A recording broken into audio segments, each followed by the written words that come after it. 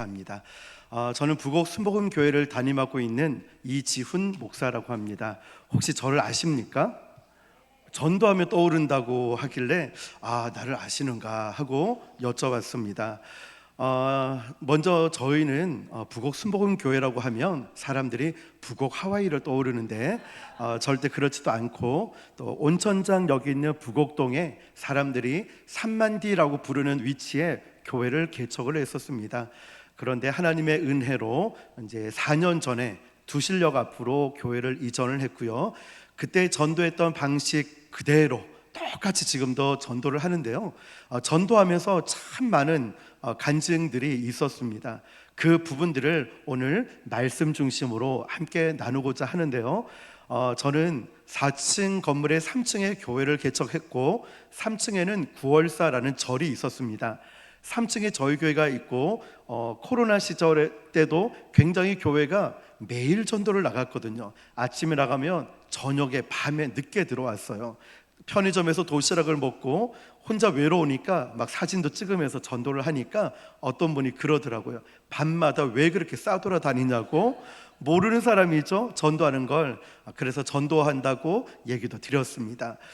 그런데 결정적으로 제가 목회를 포기하고 내려놔야 되겠다라고 생각한 건 코로나가 시절에 4층의 신도들은 다 빠져나가고 저희 교회는 넓지는 않았지만 꽉 차고 의자를 10개를 더 놓아야 될 만큼 성도들이 굉장히 많이 있었는데, 또 저희가 또 순복음 아니겠습니까? 기도하고 찬양이 좀 뜨거워요. 그러다 보니 4층 예배실 위에가 스님이 자는 방이었습니다. 그러니까 기도 소리, 찬양 소리가 다 올라갈 수밖에 없고, 스님은 이제 층간 소음처럼 느껴지는 거죠. 굉장히 핍박이 심하다가 한 번은 좋게 저한테 얘기하더라고요. 목사님, 새벽마다 여자들이 왜 울어요? 자다 깨면 얼마나 무서운지 알아요? 울면서 또 기도하시는 분이 계셨거든요. 그리고 이제 또 제가 또 찬양을 인도를 합니다. 그러면 새신자가 많았기 때문에 예수 믿으세요, 예수 믿으세요 이러면 스님도 자기도 모르게 너무 잘 아는 찬양인 거죠. 그리고 설교를 하면서 여러분 믿으십니까? 이러면 우리 성도들이 아멘, 자기도 모르게 아멘. 이래서 스님이 결국은 태어나서 처음으로 블루투스 이어폰을 샀답니다. 그런데도 제 목소리가 너무 커가지고 다 들리는 거죠. 그래서 이 스님이 그게 달해서 제가 주일학교 찬양 운행을 하고 이제 교회 돌아오는데 전화가 왔습니다. 목사님 어디세요? 네, 이제 아이들 데리고 교회 들어가는 길입니다. 도착하면 내 방으로 오세요. 딱 전화를 끊어버리는 거예요.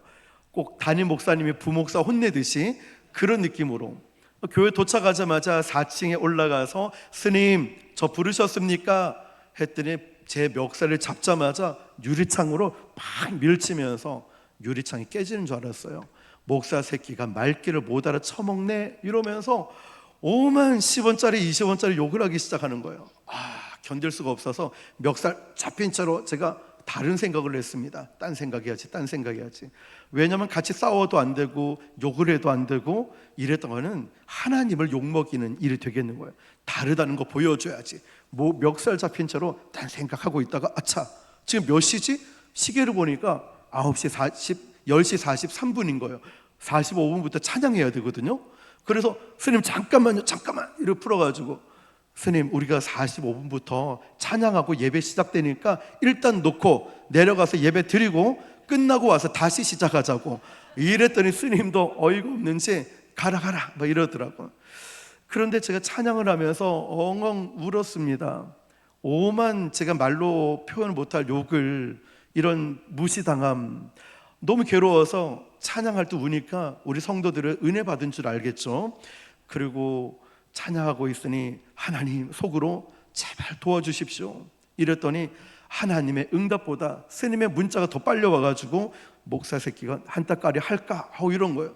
뒤집어 놓고 에이 모르겠다 했더니 아니나 다를까 예배 시간에 내려와서 소리 지르고 난리가 난 거예요.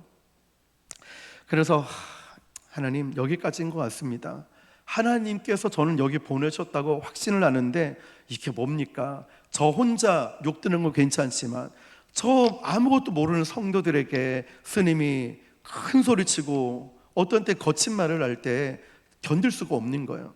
예배 다 끝나고 지하 주차장에서 핸들을 붙잡고 엉엉 울었습니다. 나 그만하겠습니다. 하나님, 포기할게요. 그렇게 이제 집에 가서 이불 뒤집어 쓰고 누워서 이제 정말 결단을 했는데, 다음날 월요일에 지금 이전한 교회를 소개를 받은 거죠. 갔더니 너무 마음에 들어요.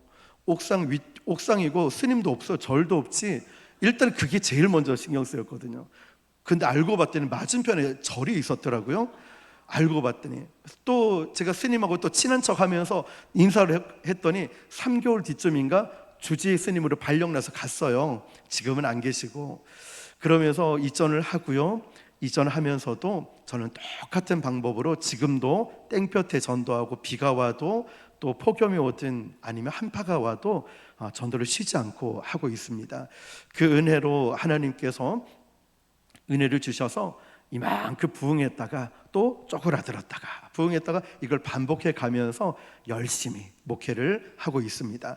여러분, 저는 다른 얘기는 잘 할 게 없어요. 전도 얘기, 복음 얘기, 영혼 구원 얘기하면 저는 원고 없이도 몇 시간을 얘기할 수 있는 것 같습니다.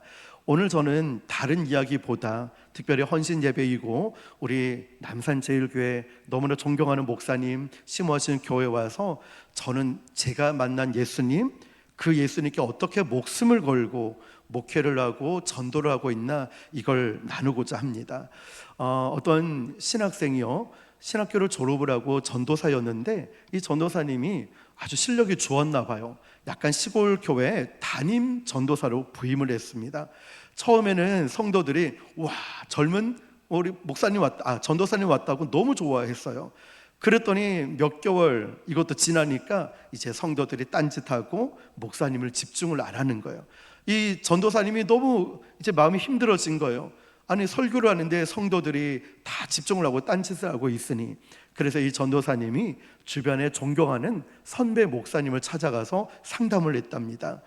그랬더니 선배 어르신 목사님께서 설교는 그렇게 하는 게 아니야. 다음에 우리 교회 예배할 때 한번 와봐. 가르쳐 줄게. 한 수 가르쳐 줄게. 이래서 이 전도사님이 주일은 못 가고 수요 예배 때 저 뒤에 앉아서 예배에 참석했는데, 아니, 이 목사님이 설교를 딱 시작할 때 이렇게 말씀하시는 거예요. 사랑하는 성도 여러분, 저는 사실 지금 제 아내와 결혼하기 전에 동거하던 여인이 있었습니다. 사람들이, 성도들이 웅성웅성, 우리 목사님이 동거를 했다고, 목사님 그럴 줄 몰랐다 막 웅성웅성 거리는데, 목사님은 딱 성도들 눈빛을 보더니 사실 그 여인은 제 아내였습니다, 이런 거예요. 오, 전도사님이 이야, 이렇게 하는 거구나. 다 받아 적었어요. 받아 적고는 전도사님이 교회 주일날 11시 예배에 딱 서가지고 설교 말씀 들어가기 전에, 여러분, 제가 여러분께 사실 고백할 게 있습니다. 제가 지금 제 아내를 만나기 전에 저는 동거하던 여인이 있었습니다. 성도들의 핸드폰과 주보만 보고 있다가 일제히 쳐다보니 전도사님이 긴장을 한 거예요. 나를 왜 이렇게 쳐다보지? 긴장을 해서 두리번 하다가 생각이 안 난 거예요. 누구였더라? 당황하다가 전도사님이 사실 그 여인은 잘 모르겠습니다, 이랬더니 우리 전도사님이 이런 사람인지 몰랐다고 난리가 난 거예요. 예배가 안 된 거죠. 그래가지고 그거 해명한다고 수개월이 걸렸다고 합니다. 여러분, 저는 그 이야기를 듣고 우리가 전도를 어떻게 해야 되는가를 저는 생각을 했어요. 얼마든지 흉내는 낼 수 있지만 내가 경험하고 체험하지 않으면 진짜가 될 수 없구나. 여러분, 저는 전도를 하면서 형식적으로 하지 않거든요. 마음을 다해서 사람들이 물어봅니다. 목사님은 어떻게 그렇게 멘트를 참 감동적으로 잘 하세요? 사실 저는 내성적이고 내향적이고 말주변이 없어요. 그런데 영혼들을 만나면 그렇게 재치가 있고 유머가 있게 바뀌더라고요. 그 이유를 찾았습니다. 뭐냐면 흉내를 내는 것이 아니라 그 영혼을 진심으로 사랑하게 된 거예요. 주 안에서, 주님 안에서 사랑하는 마음이 있으니까 전도 용품이 달라지고, 눈빛이 달라지고, 멘트가 달라지고, 태도가 달라져요. 저는 7년 동안 매주 전도했던 부곡시장을 지난 금요일에 갔거든요. 1월 달부터 구서시장으로 바꿨어요. 가까운 곳으로.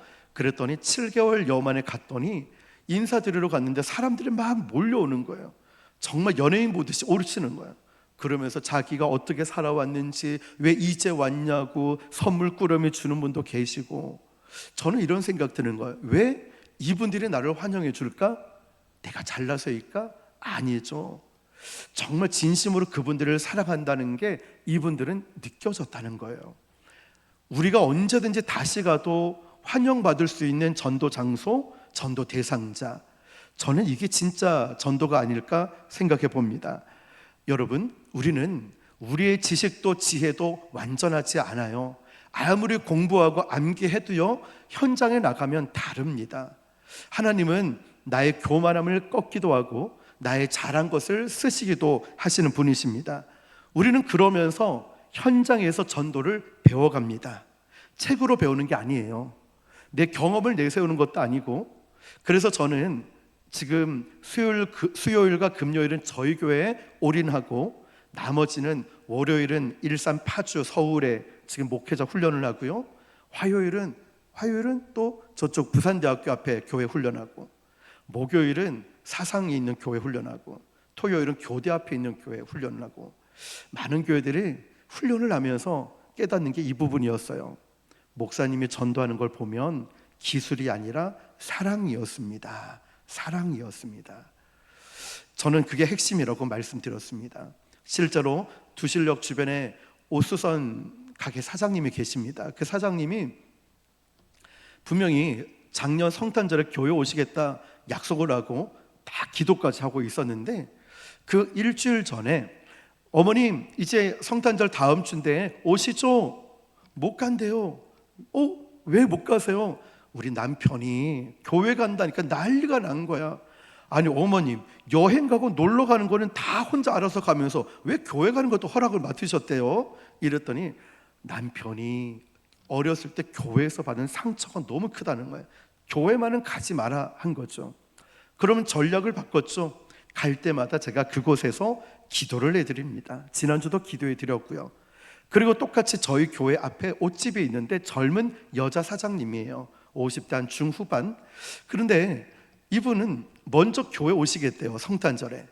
그래서 정말요? 정말요? 일주일 전에 똑같이 물어봤어요. 다음 주 성탄절인데 오시겠습니까? 했더니 가야죠, 약속했는데.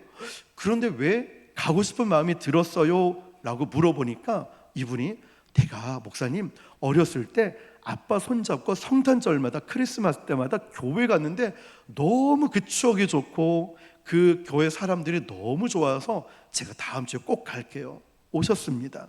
정말로 헌금까지 하시고. 여러분, 이 차이가 뭘까요? 이 전도는요, 예전에는 전도 메시지가 중요했거든요. 어떻게 하면 복음을 잘 전할 수 있을까? 그런데 지금은 시대도 바뀌었고 사람들의 가치관, 생각하는 게 너무 달라졌어요. 그래서 복음 메시지가 중요한 게 아니라 복음 전하는 당신은 누군가가 중요한 거예요. 메신저, 전도자, 믿을 수 있는가, 좋은 사람인가, 신뢰할 수 있는 교회인가. 그래서 어떤 면에선 전도할 때 여러분, 제일 먼저 중요한 것은 복음은 변하지 않는 진리지만 내가 어떤 사람인가를 알려줘야 되고 우리 교회가 얼마나 좋은 교회인지를 알려줄 필요가 있는 거예요. 전도자인 내가 중요하다는 거죠. 그래서 수가성 여인은 예수님을 만나고 나서 마을에 내려가서 한마디 크게 외쳤습니다. 뭐라고 외쳤냐면, 와서 보라, 와 보라. 메시아를 만났다고. 이게 복음이에요. 무슨 말일까요? 말로 하는 것이 아니라 삶으로 보여줄 수 있는 것이 진짜 복음이에요. 나다니엘이 나사렛에서 무슨 선한 것이 날 수 있겠느냐? 그때 빌립이 뭐라고 한지 아십니까? 똑같이 와서 보라고. 여러분은 내가 만난 예수님을 말이 아니라 삶으로 보여줄 수 있을까요? 나를 보면서 예수님이 정말 느껴질 수 있을까요?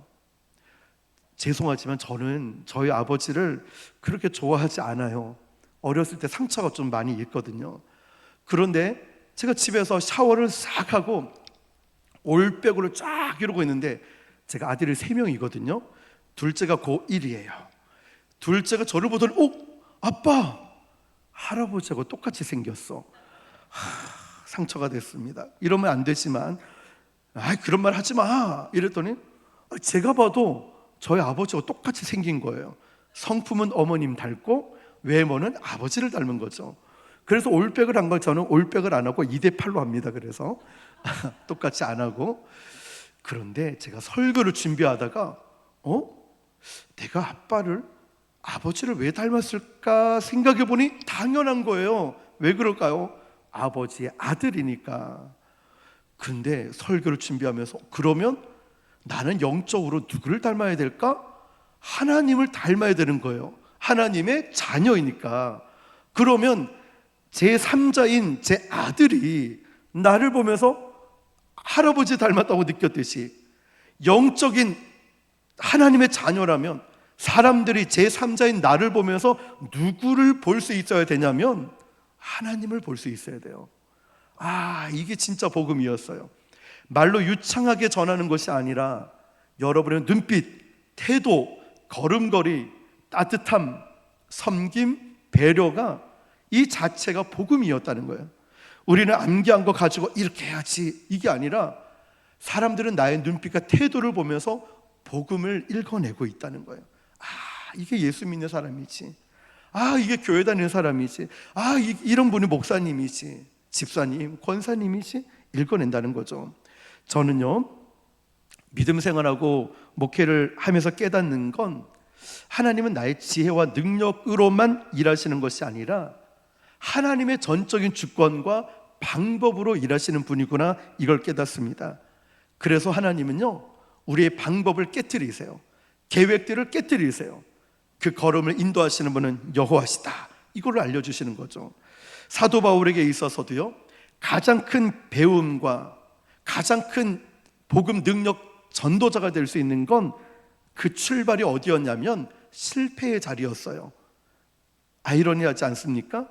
사도 바울이 능력 전도자가 될 수 있는 건 실패의 자리였다는 거죠. 우리가 잘 아시다시피 사도 바울은 예수 믿는 자를 잡아 죽이려는 사람이었습니다. 그 열심을 가지고 다메섹 도상에서 예수 믿는 자를 죽이려 했고, 그리고 그 열심으로 자기는 살아왔던 사람이었습니다. 그래서 사도행전 17장에 보면은 사도 바울이 아덴에서 복음을 전하러 갑니다. 아덴은 지금으로 얘기하면 아테네인데요, 문명의 중심지였습니다. 그러니까 사도 바울은 자신감이 있었습니다. 왜냐? 나는 로마 시민권이 있었고 헬라어에 능통한 자였고 철학, 수사학, 웅변학, 이 모든 것에 정통함이 있고 내 실력이 있다라고 믿었습니다. 그래서 아테네에 가서 복음을 전하면 수십 명, 수백 명, 수천 명을 회개할 거야, 자신감이 있었습니다. 거기까지는 좋지요. 그런데 아덴에 가서 결론적으로 한 사람도 열매를 맺지 못한 거예요. 자기의 철학, 지식, 자기 가진 배경들, 자기 가진 시민권이 있었지만 사도 바울은 아테네에 가서 완전하게 실패를 경험하게 됩니다. 그러고 나서 사도행전 17장에 여기 말씀은 나중에 보시면 정말 주옥 같은 설교가 있거든요. 그런데 그 가운데 열매를 맺지 못했다는 겁니다. 그때 사도 바울이 깨달은 게 이거예요. 내 말과 지혜의 아름다움이 아니다. 그 다음에 성령의 능력과 나타남이 있어야 된다는 거예요. 이게 복음의 능력이고, 이걸 가지고 전도를 해야지 말을 잘하고 지혜롭게 한다? 아니었습니다. 여러분, 우리가 전도를 어렵게 생각한 이유가 제가 분석을 해보니까 이렇더라고요. 암기 못하면 전도 못한다고 해요. 숙제해야지 전도하지. 사역리, 복음 제시, 영접기도 다 해야 복음을 전할 수 있다라는 고정관념이 있거든요. 근데 예심전도, 죄송해요. 그 20년 하신 분이 저 훈련받고 있고 전도 폭발도 뭐 하여튼 여러 훈련 받은 분이 훈련을 받고 있어요. 그분들 공통적으로 뭐라고 말씀하시냐면 암기한 걸 한 번도 못 써봤다는 거예요. 관계 형성이 요즘 너무 안 돼가지고. 제가 말씀드리는 게 이거예요. 말을 잘한다고 바뀌고 변화되는 게 아니라 지혜도 물론 필요하지만 더 중요한 건 성령의 능력과 나타남인데 우리의 표정과 우리의 삶에서 나타나야 한다는 것입니다. 여러분, 사도 바울은 사도행전 17장에서 이렇게 실패를 경험하고 나서 바로 오늘 본문인 고린도로 가게 됩니다. 고린도에 들어가서 사도 바울은 2장 3절에서 이렇게 고백을 합니다. 내가 너희 가운데 거할 때에 약하고 두려워하고 심히 떨었노라. 여러분, 사도 바울이 그 자신감이 어디로 갔을까? 아니 그 말 잘함, 지혜, 그 배경은 다 어디로 가고 나는 너희들 가운데 거할 때 약하고 두려워하고 심히 떨었노라 라고 말합니다. 왜 그럴까요? 사도 바울은 그 전까지 지혜로 되는 줄 알았거든요. 로마 시민권이 있다, 헬라에 능통하다, 나는 이 모든 것에 능통해. 근데 보기 좋게 실패를 했거든요. 그러고 나서 고린도에 가서 또 전도를 하려고 했더니 얼마나 심히 두렵고 떨렸겠습니까? 여러분, 이처럼 복음은 내가 여러분들 가운데 혹시나 내성적이에요, 저는 수줍음도 많고 눈도 못 마주치고 인사하고 나면 할 말도 없고 저는 이것도 못하고 저것도 못해요, 걱정하지 마세요. 하나님은요, 있는 자를 쓰시는 것이 아니라 따라해 볼까요? 드린 자를 쓰신다. 하나님은 드린 자를 쓰십니다. 가진 자가 아니라 어떤 자요? 드린 자를 쓰신다는 거예요. 여러분은 마음속에는 믿음을 가지고 드릴 준비가 되어 있는가? 한번 점검해 보십시오. 뉴욕 타임즈와 아마존에서 베스트셀러 1위를 했던 책이 하나 있습니다. 그 책의 이름은 The One Thing이라는 책입니다. The One Thing이라는 이 책에 보면 이런 문장이 나와요. 하나에 집중하면 하지 않아야 될 일들이 보인다. 여러분, 우리 믿음도 그래요. 예수님 한 분을 딱 붙들고 있으면 하지 말아야 될 일들이 보인다는 거예요. 그게 뭐냐면 유혹과 염려와 근심과 걱정과 두려움이 예수님 한 분만 딱 붙들고 있으면 없어진다는 거예요. 여러분, 우리가 해야 되는 일 단 하나를 붙들음을 통하여서 하지 말아야 될 일이 보여요. 내가 복음을 위해 살아가다 보니 다른 거는 다 필요 없구나, 예수님을 위해 살아가야 되겠구나. 우리가 절대로 놓칠 수 없는 그 한 가지를 붙들면 내가 놓아야 될 많은 일들이 보이고, 내가 중요한 일 한 가지, 주님이 기뻐하시는 그 한 가지를 하게 되면 중요하지 않은 일들이 보여요. 내가 왜 이거 가지고 싸웠나? 한국의 예화입니다. 한국의 신학자 두 분이 이런 논쟁을 했답니다. 여보게, 자네 우리 죽어서 천국 가면 하나님이 어떤 언어로 말씀하실 인사를 할까? 한 신학자는 이렇게 말합니다. 성경이 히브리어로 쓰여졌으니까 하나님은 히브리어로 우리를 반겨주실 거야.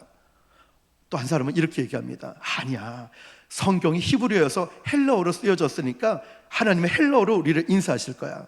그때 이 두 사람이 죽어서 천국에 갔답니다. 하나님이 어떻게 반겨줬냐면 어서와, 천국은 처음이지, 반가워, 한국말로 인사하더래요. 무슨 뜻이냐면 쓸데없는 일에 논쟁과 마음을 뺏기지 말고 정말 중요한 본질이 무엇인지를 알라는 뜻이죠. 여러분, 사도 바울은 아덴에서 실패를 경험하고 아픔이 있고 그 실패와 아픔을 통하여 고린도 교회에 가서 많은 열매를 거둬요. 저도 굉장히 많이 실수를 했거든요. 저는 말씀드렸듯이 내성적이라 처음 전도할 때는 우편함에 꽂고 막 도망갔어요. 사람들 나올까봐, 말 시킬까봐 두려웠어요. 그런 실패도 있고요. 처음에 부곡시장에 내려갔더니 방학관 사장님이 교회를 안 간대요. 어떻게든 좀 설명과 설득을 해보려고 했더니 저의 필살기가 하나 있었습니다. 제가 이 교회 담임 목사입니다. 저는 그럼 어머나 목사님이세요. 아이고 죄송해요. 이럴 줄 알았거든요. 그랬더니 그게 와요. 제가 상처받아서 교회로 바로 들어갔었어요. 이런 실패와 좌절과 아픔들이 있는데, 그러면서 전도를 배워서 이제 전도 책을 쓰고 전도 훈련을 하고 저도 전도 시간을 목숨같이 지키고 있습니다. 여러분, 고린도전서 2장 2절을 보니까 내가 너희 중에서 예수 그리스도와 그가 십자가에 못 박히신 것 외에는 뭐라고 하지요? 아무것도 알지 아니하기로 어떻게 해요? 작정했다는 거예요. one thing, 한 가지를 딱 붙들고 나니 다른 거는 의미가 없다는 거예요. 여러분 혹시 다른 거 다 붙들면서 예수님을 안 붙들고 있는 거 아닙니까? 돌아보셔야 돼요. 사도 바울은요, 실패, 실수, 아덴에서 하나님이 말씀하시는 거예요.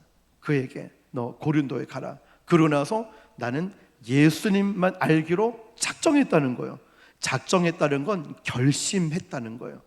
여러분, 오늘 말씀을 들으면서도 여러분 마음속에 결심해야 돼요. 어떻게? 예수님을 전하기로, 예수님을 따라가기로. 정말 우리의 삶의 목표이자 이유가 되는 예수님, 우리가 교회로 왔다 갔다 하는 종교인이 아니라 정말 예수님을 따라가고 예수님을 전하는 그런 전도자로 살아가야 되지 않을까요? 전도하기 어렵다고요? 맞아요. 근데 옛날도 어려웠어요. 예전에도. 다음에는 더 좋아질 거라고요? 아닙니다. 지금이 제일 중요해요. 지금 예수님을 전하고 있는 삶 말입니다. 여러분, 언제부턴가 교회가 건물을 자랑하더라고요. 언제부턴가 교회가 우리는 이런 프로그램을 해. 언제부턴 교회가 우리 몇 명 모여서 숫자를 자랑하더라고요.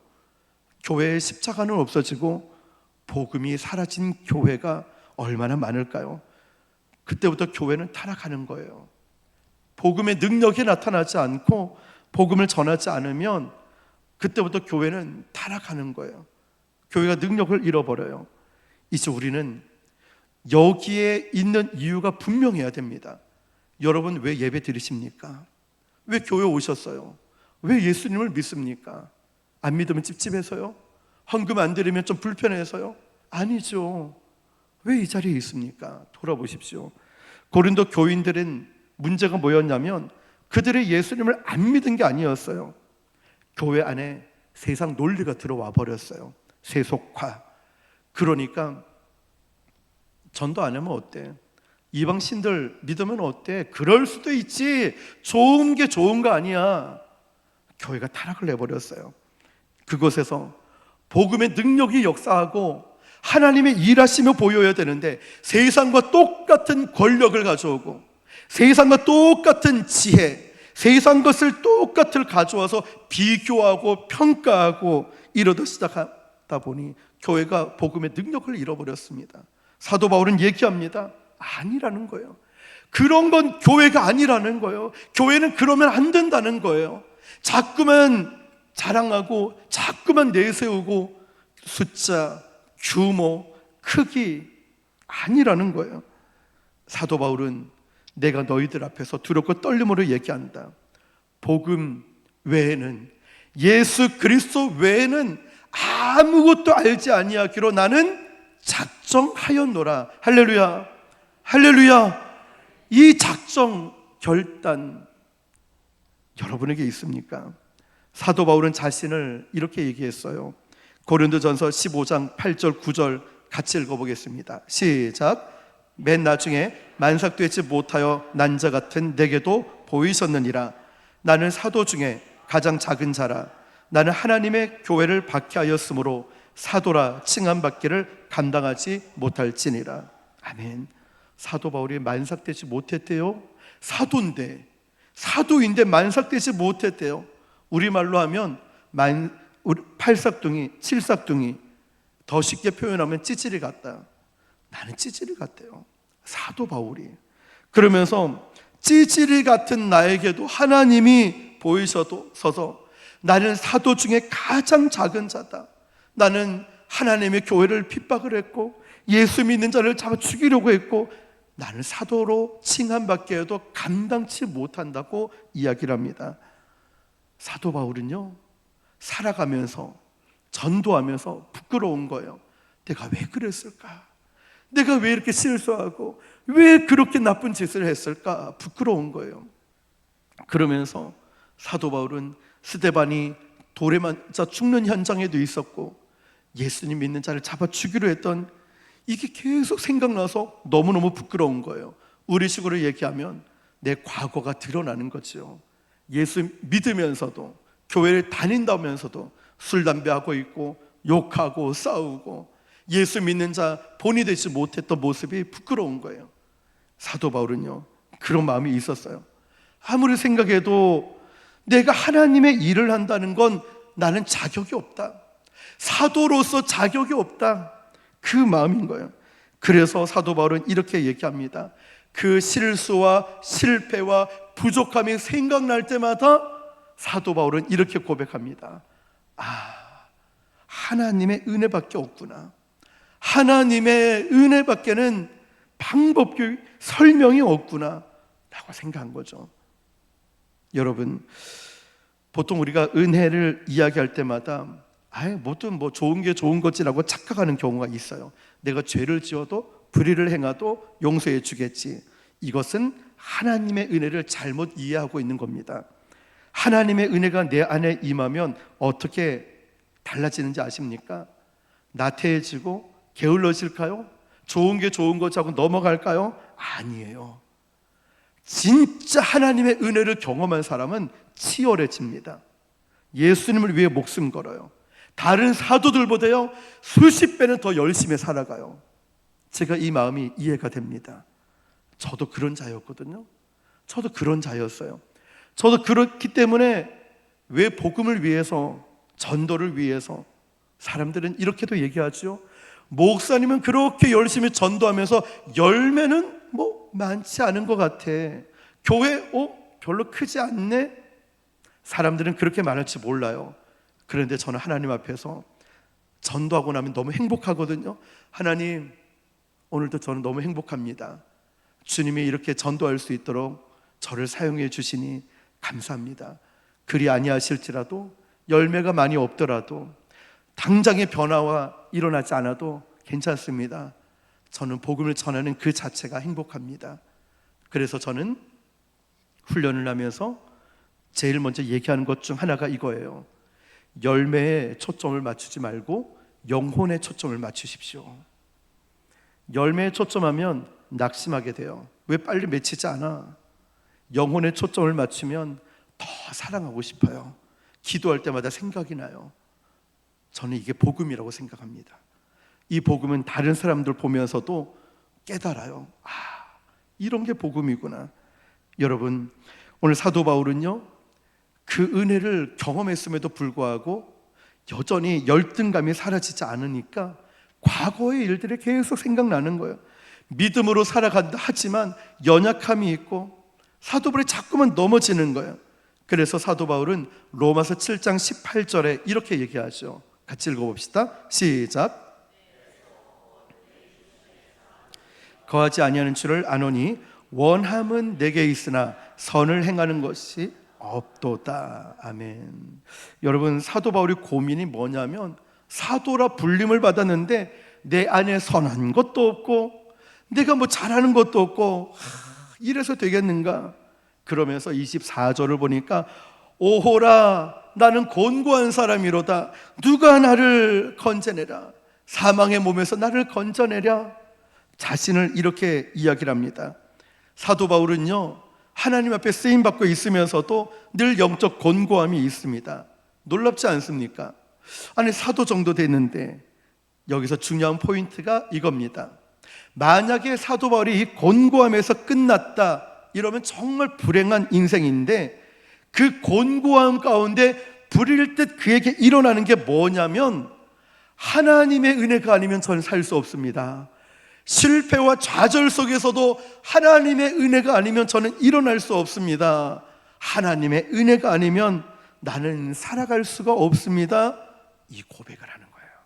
여러분, 여러분도 실수, 실패, 좌절 넘어져서 나 전도 안 할래, 나 헌신 안 할래, 예배 안 드릴래, 아니에요. 여기서 끝나면 안 돼요. 그래서 나는 하나님의 은혜가 필요합니다. 여기까지 갈 수 있어야 되는 것입니다. 여러분, 우리는 이 세상이 죄악되고 또 사람들이 다 그렇게 살고, 요즘 전도하는 교회가 어디 있어? 전도한다고 다 돼? 라고 말할지 모릅니다. 그렇다고 우리까지 포기해야 되겠습니까? 아니라는 거예요. 아니라는 거예요. 여러분, 우리는 하나님의 은혜를 붙들고 살아가야 되고, 예배에 목숨을 걸듯이 영혼 구원을 위해서 살아가야 됩니다. 부족하지요? 말주변 없죠? 내성적이죠? 괜찮아요. 그것 때문에 하나님의 은혜가 필요한 것입니다. 여러분, 하나님의 은혜를 경험한 사람은 대충 살지 않습니다. 저희 교회도 전도팀 방학을 했어요. 전도팀 계신 권사님, 집사님들이 연세가 저보다 많으시니까 힘들어 하시죠. 저는 그래도 좀 젊으니까 나가요. 방학이라고 해놓고 좀 쉬게 해놓고 저는 안 쉬고 나갑니다. 그분들이 늘 기다리고 계시거든요. 기다리고 계셔요. 사랑하는 마음으로 갑니다. 가면은 참 다양한 일들이, 많은 일들이 일어나겠죠. 사도 바울은 그 실수와 실패를 깨닫고 이제 복음의 능력을 깨닫고 이렇게 결단하는데, 같이 읽어볼게요. 고린도전서 2장 2절 시작. 못 박히신 것 외에는 아무것도 알지 아니하기로 작정하였습니다. 아멘. 사도 바울은 이렇게 고백을 합니다. 여러분, 복음이 선포되고 복음 안에 하나님의 역사가 일어나는 곳이 교회입니다. 아멘이시죠? 그런데 여러분, 교회는 건물이 아니에요. 여기가 남산 제일교회 예배당이고, 저는 우리가 전도하는 곳이 바로 우리의 교회라고 생각합니다. 삶의 현장이 교회가 되는 것이에요. 그래서 전도할 때, 저희 교회 전도할 때 강도사님, 전도사님, 목사님들이 훈련 받으러 오시거든요. 그러면 코칭을 해드려요. 그분들 고백이 이래요. 목사님 교회 전도하는 것은 전도가 아니라 신방 가는 것 같아요. 맞다고. 가서 기도해드리고 상담해드리고 설교할 때도 있고 찬양을 부를 때도 있고, 그곳에서 하나님의 교회가 이루어지고 있고 확장해 가고 있습니다. 여러분, 전도는요, 좋아질 때를 기다리는 게 아니에요. 환경 좋을 때 아니에요. 전도는 항상 지금이라고 말합니다. 웨인 코데이로라는 목사님의 그 책이 있습니다. 그 책에 보면 태도를 바꾸면 성공이 보인다라는 이 책이에요. 이 목사님이 목회를 하고 있는데, 하와이에 있는 사람들이 환영을 하거나 작별을 하게 되면 항상, 여러분, 목걸이 큰 것처럼 꽃 목걸이 아시죠? 이걸 레이라고 부른답니다. 그런데 그 웨인 코데이로 목사님의 경험에 의하면 레이라는 이 꽃다발 목걸이를 딱 걸치고 이 목사님이 저 쓰레기 더미에 갔는데도 쓰레기 냄새가 안 나고 꽃향기가 나고, 도시를 걸어가는데 자동차 매연 냄새가 안 나고 꽃향기가 나고, 그래서 이 목사님이 이렇게 얘기합니다. 쓰레기 더미에 가든 도시를 걷든 어디 시골을 가든 고개를 돌리면 꽃향기가 난다는 거죠. 왜일까요? 꽃을 두르고 있기 때문이죠. 결국 여러분, 우리에게 무슨 일이 일어나는가가 중요한 게 아니라 바로 내가 어떤 태도로 인생을 살아가느냐가 중요한 거였어요. 내가 복음으로 살아가고 그 복음 안에 그 은혜를 누리면은 가는 곳마다 다 복음처럼 다 기쁜 하나님 나라가 바로 이곳이구나, 이게 느껴진다는 거죠. 우리의 삶의 말입니다. 여러분, 또 저는 말씀을 보면서 참 와닿는 게 그 버티고라는 현상이 있더라고요. 그게 뭐냐면, 이제 전투기 비행기가 슉 가다가 올라가다가 옆으로 날다가 뒤집어졌다 한대요. 이 전투기 조종사들이 뒤집혔는지를, 이게 방향 감각이 없어가지고 뒤집혀 있는데 바다에 하늘이 비춰져요. 하늘이구나 하고 숭 가다가 그만 물속에 처박아서 침몰이 돼버린대요. 그때 나타난 이 단어가, 현상이 뭐냐면 버티고 현상이었어요. 뜻이 뭐냐면 절대로 당신 눈에 보이는 환경을 믿지 마라. 계기판만 믿어라, 이거였어요. 우리 신앙에도 적용해 보면 이거죠. 환경은 어려워지고 이 핑계 저 핑계 될 게 참 많지만 절대로 환경 의지하지 말고, 환경 바라보지 말고 하나님 말씀이 나에게 뭐라고 하는지 봐라. 하나님 말씀이 지금 우리에게 뭐라고 말씀하고 있는지를 봐라. 하나님 말씀을 보라는 거예요. 그러면 이 말씀 가운데 우리가 순종할 힘을 얻고 실천할 때 능력이 나타난다는 것입니다.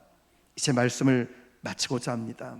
여러분, 영국의 한 광고 회사에서 큰 상을 걸고 국민들 대상으로 퀴즈를 냈답니다. 여러분도 생각해 보세요. 스코틀랜드 수도 에딘버러에서 영국까지 가는 가장 빠른 방법이 무엇일까요? 국민들 상대로 퀴즈를 냈대요. 여러분, 무엇일까요? 사람들이 엄청나게 응모를 했답니다. 대표적인 게 비행기 타고 가면 빠릅니다. 기차를 타고 가면 됩니다. 아니면 새벽에 일찍 나와서 차 안 막힐 때 운전하고 가는 게 낫습니다 라고 이야기를 합니다. 정답이 뭐였을까요? 정답은 사랑하는 사람과 함께 가는 게 제일 빠른 방법입니다 한 거예요. 여러분, 우리 남산 제일교회 성도 여러분, 여러분들이 너무 귀합니다. 우리 목사님과 마음을 맞춰서 교회를 세워나가고 때로는 아픔과 어려움도 있었지만 여러분 잘 이겨내지 않았습니까? 어쩌면 우리에게도 이렇게 결단이 필요하지 않을까요? 사랑하는 사람과 함께 갈 수 있는 길, 가장 빠르고 행복한 길인데 이제 여름 시즌을 지나 가을이 왔을 때 우리가 이 주변에 복음을 증거하고 정말 많은 사람들에게 예수님을 전할 때 사람들이 칭찬하겠죠? 남산 제일교회를 봐라. 이 교회는 진짜 교회다운 교회고 참 좋은 교회가 있다고. 교회 가려면 남산 제일교회를 가라고. 하나님이 얼마나 기뻐하시는 교회가 되겠습니까? 지금이야말로 가장 빛날 때이고 복음을 전할 때가 지금입니다. 소망 되신 주님을 끝까지 바라보시고, 여러분 특별히 우리 헌신 예배 드리는 여전도 위에 오늘 이 말씀이 여러분 심령에 잘 심겨질 수 있길 바라고 아름다운 열매 맺을 수 있기를 주님의 이름으로 축원합니다. 기도하겠습니다. 살아계신